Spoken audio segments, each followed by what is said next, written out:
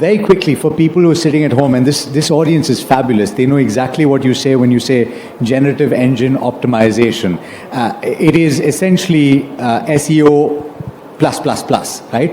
So essentially, can you explain that very quickly? Yeah, absolutely. So, everyone in the past used to say, how is it that I appear in organic Google search results?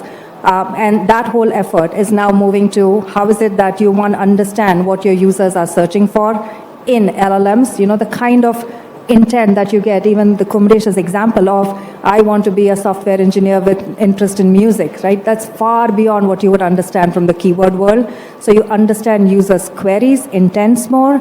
You then understand what are LLMs surfacing for those answers. Is your brand, company, product present there? And remember, LLMs are looking across the internet. They're not just looking at your site.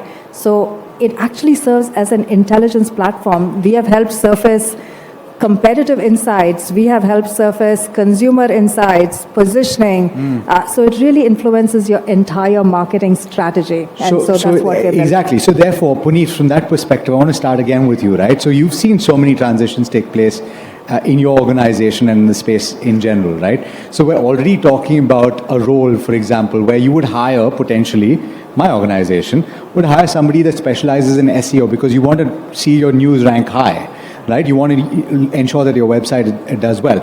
Already, we moved past SEO, we moved to GEO, right?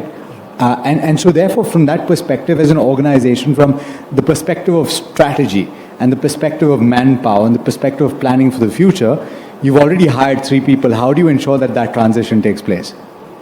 Now listen, first of all, plus one to what Kirthiga said, right? I tell people if your business is doing well today, you probably have 2 years. If your business is not doing well, you have 2 months before somebody eats you up. And there's a startup out there today in India or anywhere else in the world which is thinking about serving your customers at twice the speed and half the price. So we all have to get ready for it. I think going back to your point around how enterprise is using it and how do you diffuse and how do you use it at scale, the enterprises and businesses that are using it well are doing 3 things which are quite unique and that we should learn from. First, this requires top-down ambition and courage. Like this has to, the CEOs and the boards and the top leadership has to lead from the front. This requires a ton of courage. This requires bold bets, but these are companies, and the companies who are taking those bets are the ones who are seeing value. Second, there's a lot of AI washing going on. There are a lot of hobby projects. And I think you got to stop that bullshit. Like this is, if it's not adding value to your top line or your bottom line, if it's not improving customer experience, changing how employees work, thinking about productivity and innovation, don't do it. Get into the real stuff with AI.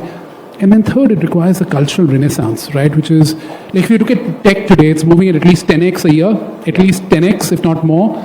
Culture and talent, if you're lucky, is moving at 1x. If you're lucky, right? And at some point, that divide will show up, right? So and the question I ask all leaders and CEOs I meet is, how many people in your organization are you skilling on AI?